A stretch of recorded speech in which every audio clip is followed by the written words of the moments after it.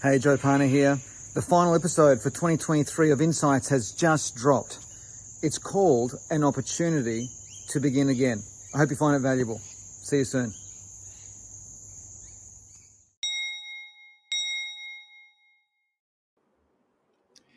Hey everyone, it's Joe Pane here. Welcome to episode 92, our final episode for 2023. And as you can tell, this episode is called 2024, An Opportunity to Begin Again. Can you believe for a start that it's 2024 in a few weeks? You might be already listening to this in 2024. It's beyond belief. They say that time goes faster and faster as we get older because every year that we experience, is a smaller percentage of our entire lifetime. But I don't know if I agree with that because my sons are 15 and they're making remarks about how fast the years are going. So they're going quick. Anyway, look, I hope you don't mind, but I just thought I'd share with you in this particular episode. I'm going organic free range here. So there's nothing. Normally what I do for an episode that I deliver here is I write the whole episode out. I think it through.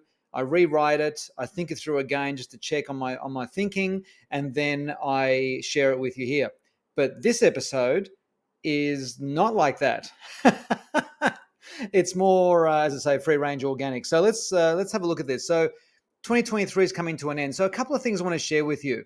I hope you don't mind if I just personally share some things in terms of what I've got sort of planned for 2020, not sort of, but what I have got planned or what my goals are for 2024. We'll get around to that in a second. And hopefully these will be some sharings that I'll share with you that will help you clarify what you would like to create in your life. But I just thought I'd, first of all, just talk about, I think, the importance of taking a psychological, reflective stock take on not just the year that you've had, but also life so far.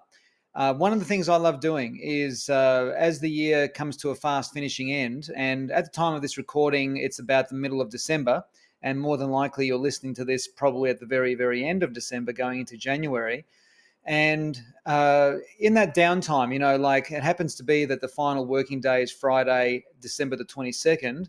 That day is the final working day for a lot of people. And those 2 weeks, those blessed weeks of the week between Christmas and New Year and the first week of January, I absolutely adore those 2 weeks because nobody expects you to get back to them. So in other words, it's 2 weeks of absolute unconditional peace, meaning unless your work is of a different nature, but for most of us, it's 2 weeks where I think it's a very special time.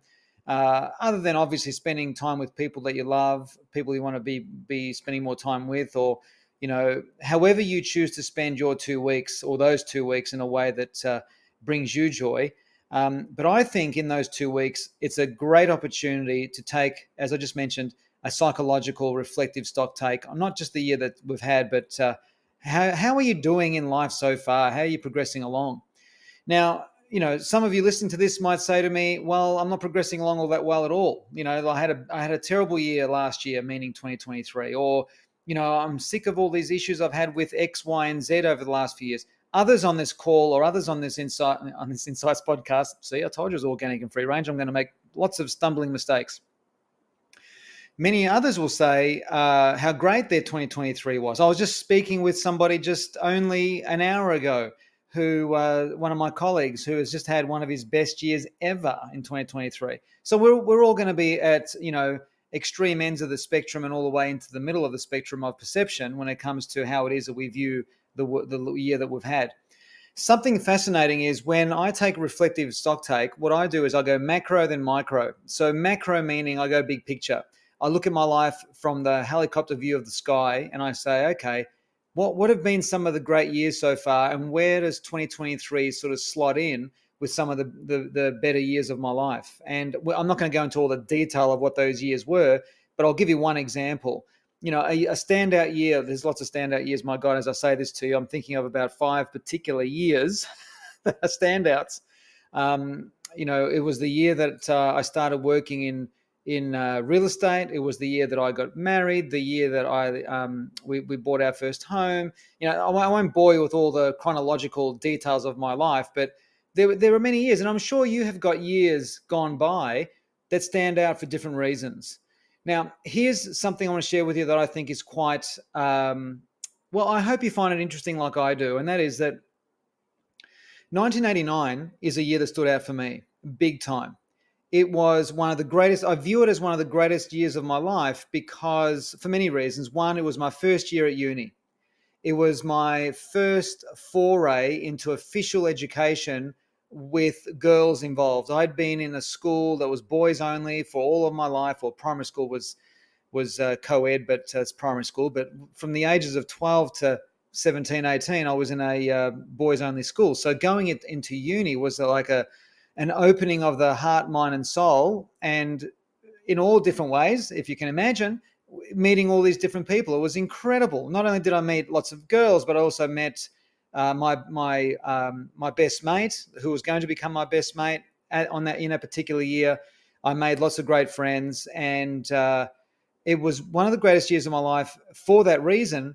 But at the same time, it was one of the most difficult because it was in that year that we lost two of our friends in one car accident because of a drunk driver. Now, I'm not going to go into all of the emotions of that. You can imagine the rage, the shock, the fury, the numbness, the everythingness that would bring up, right? Let alone the parents of those two girls. So that was in that year. That was also the year 1989 where I met a girl who I was convinced was going to be the one I was going to spend the rest of my life with. And 3 months into the relationship, she ended it, and I was a mess for weeks and weeks, months and months. And just to highlight here, a 3-month relationship when you're 19 years old is like a 5-year relationship when you're 45. Does that make sense? Like, we've got to put that into context. Well, that's how it is for me anyway. Hope you relate to that. So it was a year where I had fallen in love, had my heart broken in so many ways, then to lose those two friends. Yet there were so many other things in that year that were phenomenal. Like, as I said, the joyous beginning of a new phase of life in the uni life, with my best mate. When we clicked straight away, we became so close so quickly, and still to this day, some, what is it, was 2023, so 33 34 years later, we're still as we're probably, well, not probably, we are as close as we've ever been. So the point I'm making here, and the reason why I'm sharing this with you, is that part of your psychological reflective stock take that you can take when you've got a moment, whether you've got a day or those 2 weeks, for example, I would journal some of the highlights of some of the best years that you perceive were the best years of your life. And the reason why I'm giving you the example of my experience of 1989 is because it was the best and the worst of everything, yet it was a year that contributed most significantly to my growth. And that's something that I want you to consider, is what have been the years that have most significantly contributed to your growth, in terms of your wisdom, your experience, your skill set of some kind, or just you as a man, as a woman, as a human being, and what has contributed to that. I love reflecting on that. So, and I'll often reflect on pivotal decisions I made in my career that have led me to where I am today. So I love doing that. That's reflection mode. Then that's macro. Then what I do is I go micro. Micro meaning I look at 2023. Now, I don't sit down and, get into my head about 2023 and start assessing how it went and what was great about it and what wasn't and all the rest of it. I just simply reflect on how grateful I am that all the people that I began the year with are still with me. Do you get what I'm saying? Like, my sons are still alive and well. My wife is alive and well. My marriage is alive and well. My best friends are alive and well. Now, in saying that, there are a couple of people that we have lost, but, I'm talking about the people who are in my innermost circle who matter the most to me personally. So I'm grateful that we've gone through another year together, right? Now, maybe you're not in that situation. And if you are not in that situation, then, with the most greatest respect and sensitivities here, I send you my heartfelt condolences if you have lost someone this year who was very, very close to you. So, and I cannot even, it's unimaginable, and I'm not going to share platitudes here because it's disrespectful, I think.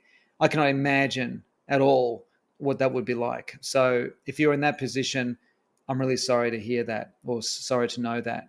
And if you're not, well, then there's what I've been sharing with you here, the gratitude and appreciation. It could be also, for people who have lost people, it's the gratitude and appreciation of the life that you've shared with that person over the years. That's another way of diving into the gratitude and appreciation pool, right? So, yeah. So I look back on 2023, and I'm blessed and also very, delighted with the way the year went. And again, I'm not here to go into all of my personal, highlights and everything, but something that I am proud of, as a lot of you know, was finally the release and launch of my book. So that to me is a highlight of this year. So when I look at the highlight of 2023, so when I look at it from a micro perspective, I look at my own inner world and outer world highlights, if that makes any sense. So there's that. The other part of reflection, of taking a bit of a psychological stock take, is to observe as accurately as you can how far you have come. So in other words, compare yourself to past versions of yourself. Could the 2010 version of you handle the life that you have today? More than likely not. There's no, like, for me, the 2010 version of me could not possibly handle the life that we have in 2023. There's no way. How far have you progressed in your own relationship with yourself, your own relationship with, whatever you believe, consciousness, your version of the universe or your version of God or whatever it might be? How's your relationship progressed with, if you're in a marriage or with a life partner? How's your relationship with your love partner? How is that progressing? If you're a parent, how's your, it's assessing all of those relationships. How are you progressing? But most importantly, how are you progressing in becoming as fully as you can? And I'm not going to say to be fully, realizing your potential, because that's such a cliche platitude. That's not what I'm going to say. What I'm going to say is, how are you doing in your progress toward becoming an unconditionally loving, kind, compassionate, loving human being? And there's always levels, guys. There's always next level to that. And to me, that's what matters the most. Heading into 2024, something that I'm resparking, I've already started to sort of rekindle and respark and reconnect, is with A Course in Miracles. It was a book that a course that I actually did many, many years ago. And for some unbeknown reason, whatever that reason is, it doesn't really matter. I don't even know what the reason is, and it doesn't matter, is I've started reconnecting with that text, and I've started listening to it on Audible. I just felt this wanting to reconnect with spirit, to recalibrate my perspective, because when I read texts or listen to education like that, like A Course in Miracles, for example, I'm telling you now, it just brings me such joy and such a profound level of peace. And previous concerns or worries just evaporate completely. I love that. And I think one of the most wonderful, wondrous, beautiful, special ways that we can all clean, reset, clean our perspective for the new year, is for you to find something to connect with, a message of some kind that brings you profound meaning, joy, and peace. For me, it's A Course in Miracles. For you, it could be, I don't know, it could be Eckhart Tolle, or it could be something completely different. I have no idea. So I think that's really important, and I'm doing that this year. And I tend to do that as a pattern every year, I find, just when I reflect back. The other thing also is I always want to connect with some kind of business book, something that will inspire me in the ambition-driven world. A lot of you, of course, have been following this podcast for many, many years, and you know that I love the journey from ambition to meaning. And for us to remain in the meaning-driven world, we need to integrate ambition into meaning, however that looks for you.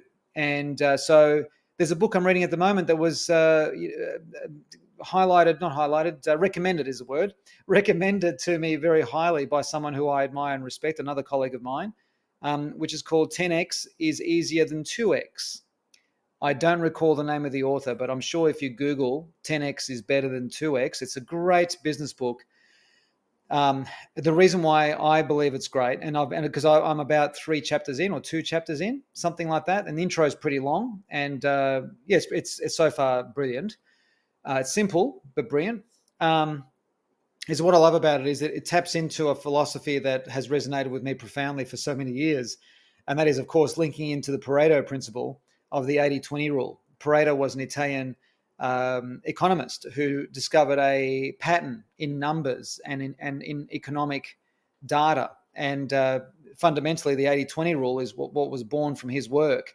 And I don't want to minimize or simplify his work too much, but to put simply, I'll put it simply anyway, is that, for example, you'll wear 20% of your closet 80% of the time, whatever's in your wardrobe.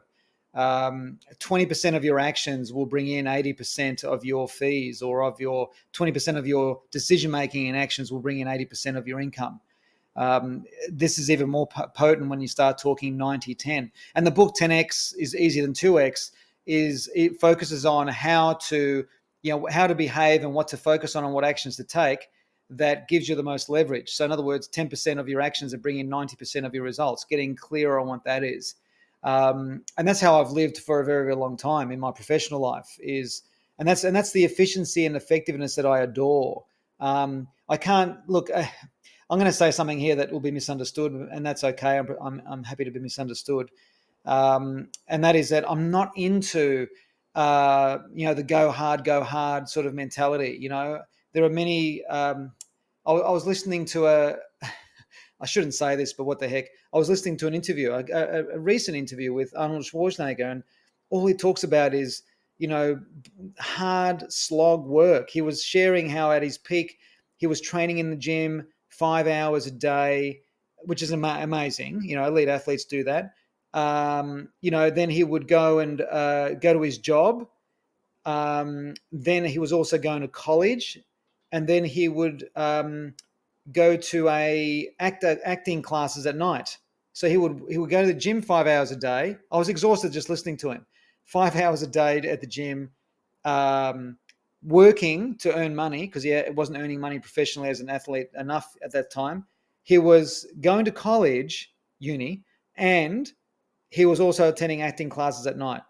And his point was making, you've got to work really hard to get to where you want to, and it's a hard slog and you can't avoid it. Look, there's lots of things he shared that I agree with, but I'm just not into the working of 57,000 hours a week sort of motto. To me, that's old school. Again, happy to be misunderstood. If you disagree with this, send me an email. Maybe not, maybe keep it to yourself. I don't know, but I'm just not into that. And I don't think many of you are either. What I'm into is, what's the 20% or the 10% of actions that you can become really good at and efficient at and effective at that can bring in 90% of your income?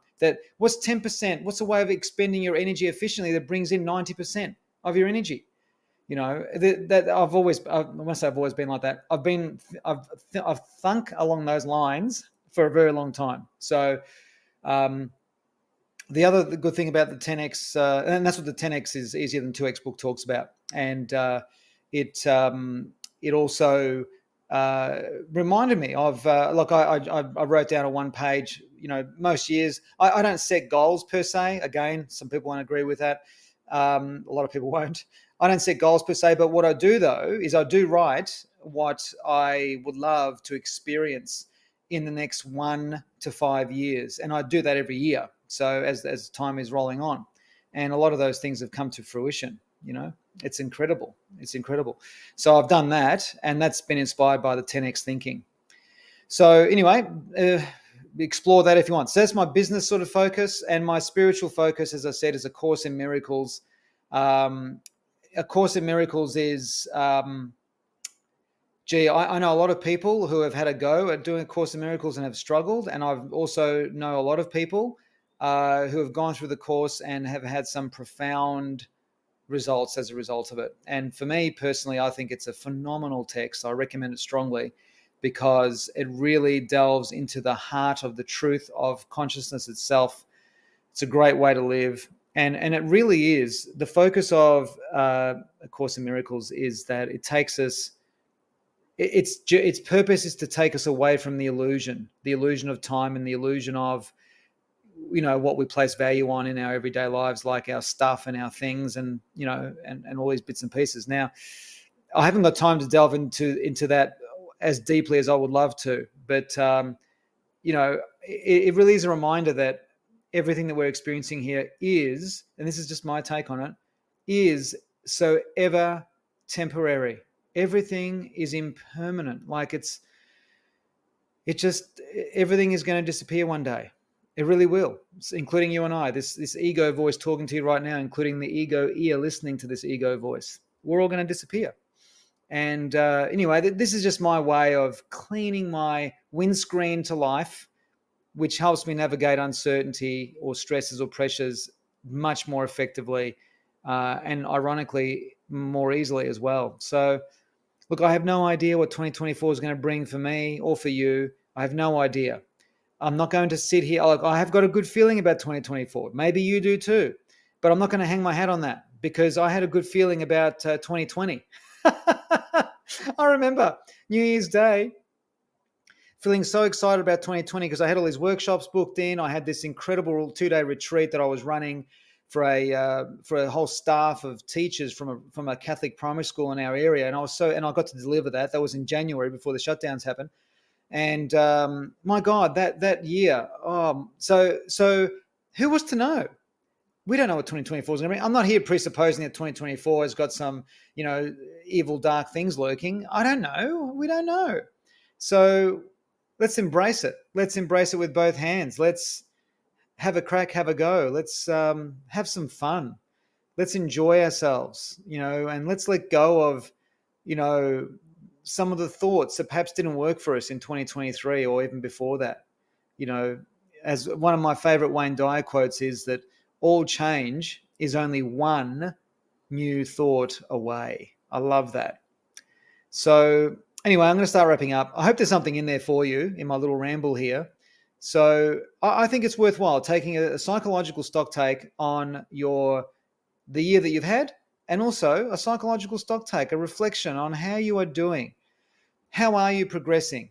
And I think really the most important progression focus points, I believe, has to be on our character, has to be on who are we becoming.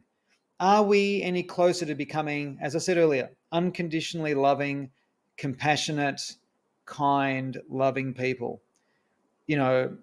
However that sounds to you. But to me, that matters more than anything else out there. And they're my two little tips: the spiritual book, A Course in Miracles, and the business book, 10X is Better Than 2X, a nice little balance of ambition and meaning put together. I love that. So thank you for being with me all these years so far. Thank you for being here this year. And I hope you get something from this that inspires you to journal some visions for the new year, some visions and intentions for the next 5 years. I truly believe, and I've said this in one of the previous podcast episodes, I truly believe, I truly know in my bones, because I've experienced it myself, that anything is possible for you to introduce into your life within a 5-year period. It really is. Within 5 years, you can change everything in your life if you feel that you need to. So all my best wishes. Merry Christmas, unless, of course, you're listening to this post-Christmas, then I hope you had a great Christmas. And I know that these days everyone says happy holidays because not everyone believes in Christmas, but this is my party and I'll cry if I want to. I believe in Christmas. So Merry Christmas. If you had a good Christmas, I hope it was great. If you celebrate it. And all my very, very best wishes for 2024. 2024. Can you believe it? My Lord. All right. Enjoy, and I'll see you on the other side early in the first quarter of 2024. Can't wait. Looking forward to it. Bye for now.